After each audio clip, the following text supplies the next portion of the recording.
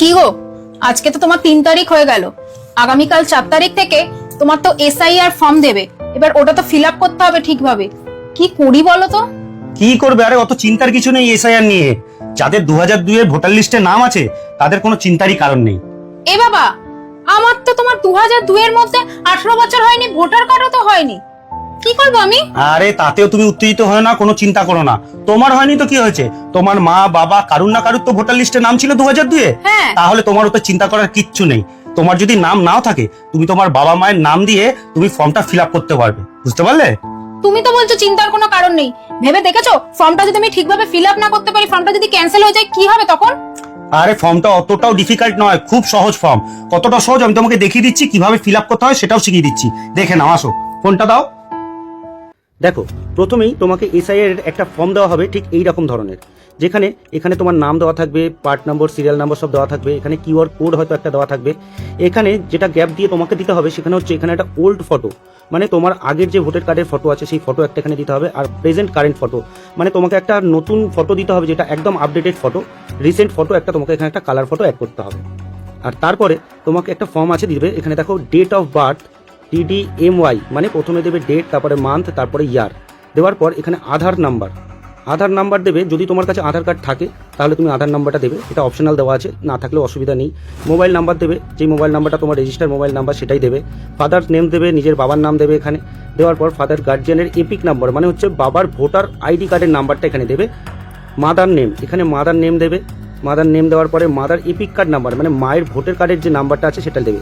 আচ্ছা, spoons name, এটা একটু খুব ভালো করে বুঝবে, ইফ অ্যাপ্লিকেবল, মানে এই ফর্মটা তুমি ফিল আপ করছো। আসলে তুমি তো বিবাহিত, তুমি আর আমি বিবাহিত, তাহলে যদি এই ফর্মটা তুমি ফিল আপ করছো তাহলে এখানে স্পন্স নেমের জায়গায় কিন্তু আমার নামটা দেবে, মানে তোমার হাজবেন্ডের নাম।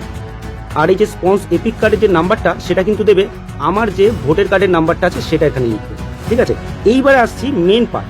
এইবারে যে মেন পার্ট সেটাই হচ্ছে এখানে, এটা হচ্ছে মেন পার্ট। দেখো, এই ফর্মটা কিন্তু ফিল আপ করতে হবে। এবার বাঁদিকে যে ফর্মটা আছে, এই যে ফর্মটা আছে, এই ফর্মটা কিন্তু 2002 এ যাদের ভোটার লিস্টে নাম আছে তারা এই ফর্মটা ফিল আপ করবে 2002 এর ভোটার লিস্ট দেখে।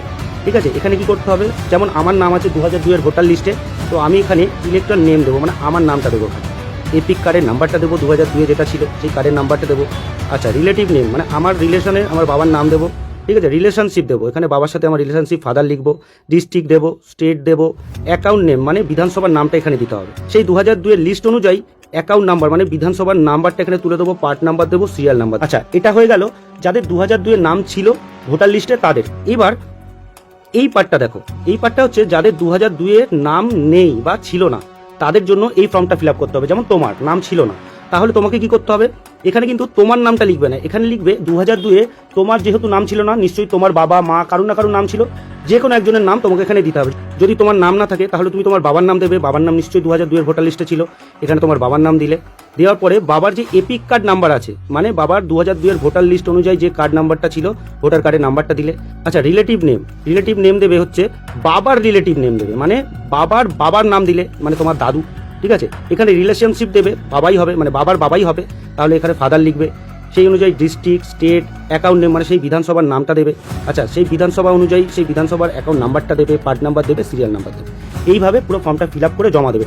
এরপরে যদি কোনো অসুবিধা হয় তাহলে বিএলওর যে অফিসাররা আছে তাদের সাথে তুমি কথা বলে নিতে পারো, নিয়ে তোমার যদি কোনো প্রবলেম হয় তুমি সেই প্রবলেমটা সলভ করতে পারো।